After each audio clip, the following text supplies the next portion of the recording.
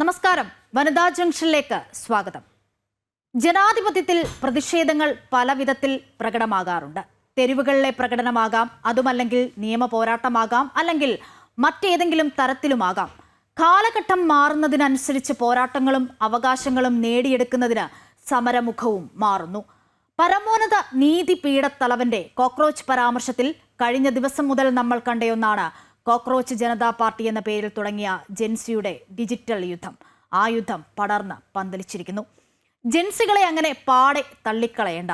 അധികാരികൾക്കെതിരെയുള്ള പാറ്റായുദ്ധം ഒരു മുന്നറിയിപ്പാണ്, താക്കീതാണ്. എന്താണ് കോക്രോച്ച് ജനതാ പാർട്ടി അഥവാ സി ജെ പിയെ ഭരണകൂടവും അധികാരികളും ഭയക്കുന്നത് എന്തുകൊണ്ട്? ഈ വിഷയമാണ് ഇന്ന് വനിതാ ജംഗ്ഷൻ പരിശോധിക്കുന്നത്.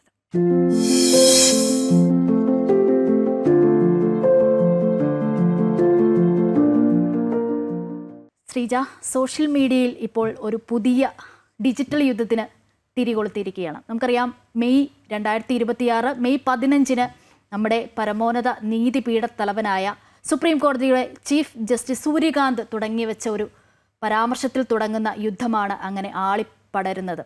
അതായത് പറഞ്ഞതിങ്ങനെയാണ്, അതായത് തൊഴിൽ രഹിതരായ യുവാക്കൾ പാറ്റകളെ പോലെ രാജ്യത്ത് പെരുകുന്നു എന്നതാണ് അദ്ദേഹം പറഞ്ഞത്. ആ പരാമർശം പിന്നീട് യുവാക്കൾ ഏറ്റെടുക്കുന്ന കാഴ്ചയാണ് കണ്ടത്. മെയ് 15 അദ്ദേഹം ഇത് ഒരു കേസ് പരിഗണിക്കവേ അത് പറയുന്നു. മെയ് 16 സോഷ്യൽ മീഡിയയിലടക്കം എക്സിലാണ് ആദ്യം പ്രത്യക്ഷപ്പെട്ടത്. CJP അല്ലെങ്കിൽ കോക്രോച്ച് ജനതാ പാർട്ടി എന്ന പേരിൽ എക്സ് പ്ലാറ്റ്ഫോമിൽ ഒരു പേജ് വരുന്നു. അത് പിന്നീട് അങ്ങോട്ട് തീ പടരുന്ന കാഴ്ചയാണ് നമ്മൾ കണ്ടത്. അപ്പോൾ അത്തരത്തിലുള്ള പരാമർശങ്ങൾ, അധിക്ഷേപ പരാമർശങ്ങൾക്കെതിരെ ജെൻസി തന്നെ മുന്നോട്ട് വരുന്നു.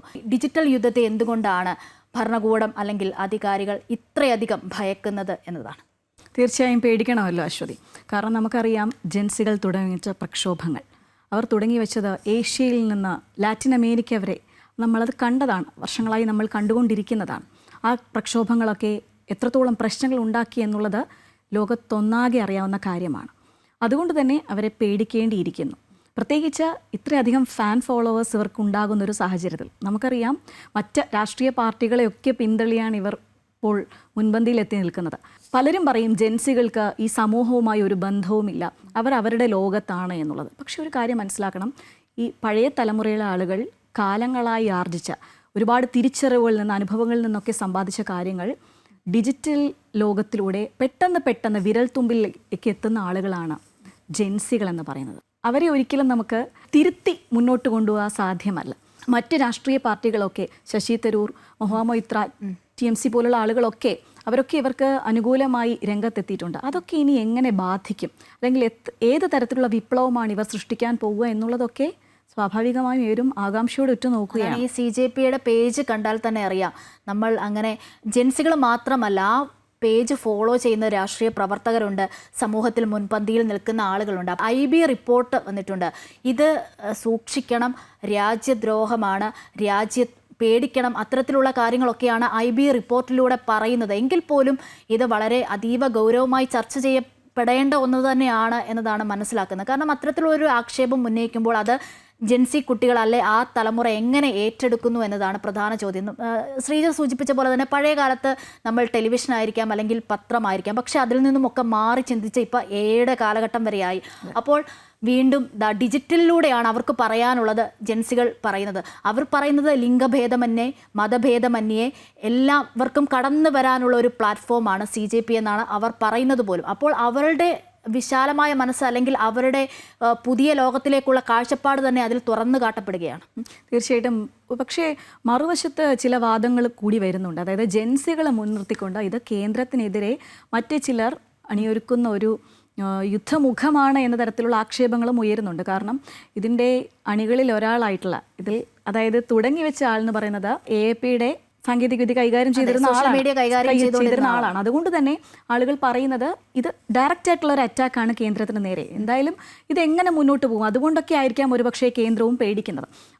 പക്ഷേ തെറ്റുകൾക്ക് നേരെ വിരൽ ചൂണ്ടാൻ പുതിയ സമൂഹം അല്ലെങ്കിൽ പുതുതലമുറ തയ്യാറാകുമ്പോൾ സ്വാഭാവികമായും അതൊരു തെറ്റിരുത്തൽ പ്രക്രിയയിലൂടെ പോകാൻ കേന്ദ്രത്തിന് അല്ലെങ്കിൽ ഭരണകൂടത്തിന് ഒരു മുതൽക്കൂട്ടാകും എന്ന് നമുക്ക് പ്രത്യാശിക്കാം. ചീഫ് ജസ്റ്റിസിന് അത്തരത്തിൽ പറയാമോ എന്നുള്ള കാര്യമൊക്കെ ചൂണ്ടിക്കാണിക്കപ്പെടേണ്ടതാണ്. കാരണം മനുഷ്യനെ മനുഷ്യനല്ലാതെ ആക്കുന്ന ഒരു തരത്തിലാണ്, അതായത് പാറ്റകളോട് ഉപമിക്കുക എന്ന് പറയുന്നത് അല്ലെങ്കിൽ പ്രാണികളോട് ഉപമിക്കുക എന്ന് പറയുന്നത് അത്ര പക്ഷേ ഞാൻ ഉദ്ദേശിച്ചത് എല്ലാവരെയും അല്ല. അതായത് ചില ആളുകൾ സിസ്റ്റത്തിനെതിരെ പ്രവർത്തിക്കുന്നു, കരുതിക്കൂട്ടി പ്രവർത്തിക്കുന്നു. അത്തരം ആളുകളെയാണ് താൻ ഉദ്ദേശിച്ചതെന്ന് ചീഫ് ജസ്റ്റിസിന് വ്യക്തമാക്കേണ്ടി വരികയും ചെയ്തു.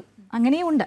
അതെ, ഈ ആക്ഷേപഹാസ്യ കൂട്ടായ്മയാണ് ഈ CJP എന്ന് പറയുന്നത്. എന്തായാലും അത് യുവത്വം എന്തായാലും ഏറ്റെടുത്തിട്ടുണ്ട്. അത് സ്ത്രീയെന്നില്ല, പുരുഷനെന്നില്ല, ജാതിയെന്നില്ല, മതമെന്നില്ല, ഭാഷയെന്നില്ല, അങ്ങനെ ഏറ്റെടുത്ത് കഴിഞ്ഞു എന്നത് തന്നെയാണ് മനസ്സിലാക്കുന്നത്. അതായത് മെയ് 15 ഈ പരാമർശം വരുന്നു, 16 അവർ എക്സ് പ്ലാറ്റ്ഫോമിൽ ആ ഒരു പേജ് ഉണ്ടാക്കുന്നു. ആ ഒരു 3 ദിവസം എടുത്താൽ തന്നെ അറിയാം 4 മില്യൺ ഫോളോവേഴ്സാണ്. പക്ഷെ അവർ ഈ പറയുന്നുണ്ട്, ഈ 5 പ്രകടന പത്രികകൾ അല്ലെങ്കിൽ അത്തരത്തിലുള്ള കാര്യങ്ങളൊക്കെ അവർ മുന്നോട്ട് വെക്കുന്നുണ്ട് ശ്രീജ. അതിൽ ഒരുപാട് കാര്യങ്ങൾ പറയുന്നുണ്ട് താനും. അതായത് ഒന്നാമത് പറയുന്നത് ഈ ജഡ്ജിമാർക്ക് വിരമിക്കലിന് ശേഷം കൊടുക്കുന്ന ആനുകൂല്യങ്ങൾ, റിട്ടയർമെൻറ്റ് ആനുകൂല്യങ്ങളൊന്നും ഉണ്ടാവരുത്. അതോടൊപ്പം തന്നെ സ്ത്രീകൾക്ക് 50% സംവരണം വേണം. അങ്ങനെ ഒരുപാട് വോട്ടവകാശം സംരക്ഷിക്കുക, അങ്ങനെ നീളുന്നുണ്ട് അവരുടെ പത്രികയിലെ കാര്യങ്ങൾ. തീർച്ചയായും ഒരു പരിഹാസ രൂപേണ ആക്ഷേപഹാസ്യ രൂപത്തിൽ തുടങ്ങിയൊരു സംരംഭം എന്ന് വേണമെങ്കിൽ നമുക്ക് പറയാം. പക്ഷെ അതിപ്പോൾ മാറിയപ്പോൾ അവർ പുതിയ കാര്യങ്ങളിലൊക്കെ ഇടപെട്ട് തുടങ്ങിയിരിക്കുന്നു. അതിൽ ഏറ്റവും പുതിയതായി നമ്മൾ പറയേണ്ടത് നീറ്റ് വിഷയത്തിൽ അവർ ഇടപെടുന്നു എന്നുള്ളതാണ്. ശരിക്കും പറഞ്ഞാൽ കേന്ദ്രം ഇടപെട്ടതോടുകൂടിയാണ് ഇപ്പോൾ കൂടുതൽ ആളുകളിലേക്ക് ശ്രദ്ധ കേന്ദ്രീകരിക്കുന്നത്. ഇപ്പോൾ ധർമ്മേന്ദ്ര പ്രധാൻ രാജിവെക്കണം എന്നൊരു ആവശ്യം മുന്നോട്ട് വയ്ക്കുകയാണ്. അങ്ങനെ യുവാക്കളുടെ പ്രശ്നങ്ങൾ, സ്ത്രീകളുടെ പ്രശ്നങ്ങളൊക്കെ അവർ ഏറ്റെടുക്കുന്നു.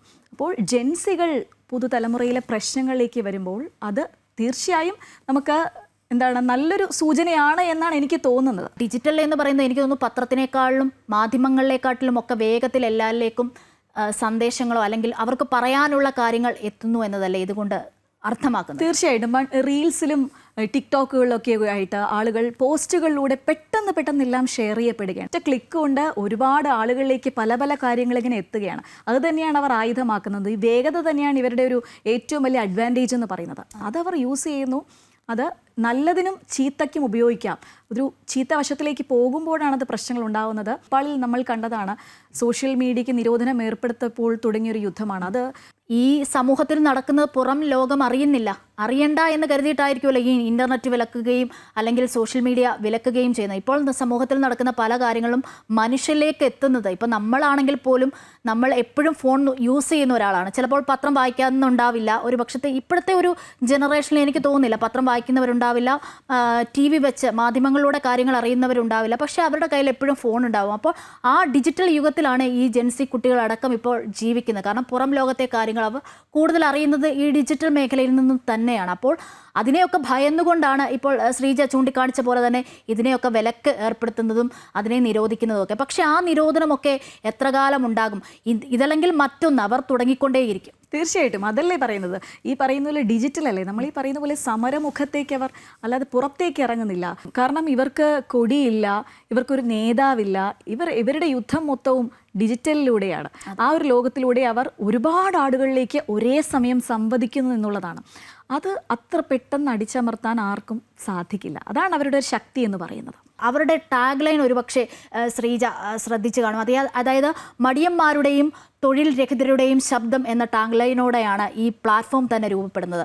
അതിൽ എല്ലാമുണ്ട്. തീർച്ചയായും ഈ ടാഗ് ലൈൻ്റെ കാര്യം പറഞ്ഞപ്പോഴാണ് ഈ പലപ്പോഴും ഈ പ്രക്ഷോഭങ്ങൾ ഡിജിറ്റൽ ലോകത്തേക്ക് എത്തുന്നത് ടാഗ് ലൈനിലൂടെയാണ്. നമുക്കറിയാം നിർഭയ കേസ് അടക്കം അന്ന് തുടങ്ങിയപ്പോൾ നമ്മൾ കണ്ടതാണ്. അതിൻ്റെയൊക്കെ പിന്നിൽ ജെൻസികളാണ്. പല ആളുകൾ ഇതിലൂടെ പ്രതികരണം അറിയിക്കുന്നു. പല വിഷയങ്ങളിൽ ഡയറക്റ്റായിട്ട് ഒരുപാട് ആളുകൾ അതിൽ ഇൻവോൾവ് ആകുന്നു എന്നുള്ളതാണ് ഏറ്റവും വലിയ പ്രത്യേകത എന്ന് പറയുന്നത്. എന്തായാലും ഈ ജെൻസികളെ കരുതിയിരിക്കുക, കാരണം അവർ കരുത്തരാണ്. അല്ലേ, ഈ ജെൻസികൾ തുടങ്ങി വെച്ച പ്രക്ഷോഭങ്ങളൊന്നും ഫലം കാണാതെ പോയിട്ടില്ല. അത് വിജയം കണ്ട ചരിത്രമേ നമുക്കുള്ളൂ. തീർച്ചയായും. ജെൻസി തലമുറ വളരെയധികം ബന്ധങ്ങളുള്ളവരും ആഗോള സ്വഭാവമുള്ളവരുമാണ്. വേഗതയാണ് അവരുടെ മുതൽക്കൂട്ട്. അവർ നമ്മുടെ സാമ്പത്തിക രംഗത്ത് ശക്തമായ സ്വാധീനം ചെലുത്തുന്ന തലമുറയാണ്. സാമൂഹിക പരിചയമില്ലാത്തവരാണ് എന്ന് പറഞ്ഞവരെ തള്ളിക്കളയരുത്. അതിൻ്റെ പ്രത്യാഘാതം വലുതാണെന്ന് ഇതിനകം പലതവണ അവർ ലോകത്തിന് കാട്ടിക്കൊടുത്തതാണ്. അവരുടെ ഡിജിറ്റൽ പ്രാവീണ്യവും പുതിയ അഭിരുചികളും ഇന്ത്യയുടെ സാമ്പത്തിക വളർച്ചയിലും സാമൂഹിക മാറ്റങ്ങളിലും പുതിയ ദിശാബോധം നൽകും. അവരുടെ ഇത്തരം കഴിവുകൾ നമുക്ക് രാഷ്ട്ര നിർമ്മാണത്തിന് മുതൽക്കൂട്ടാക്കാൻ പരിശ്രമിക്കാം.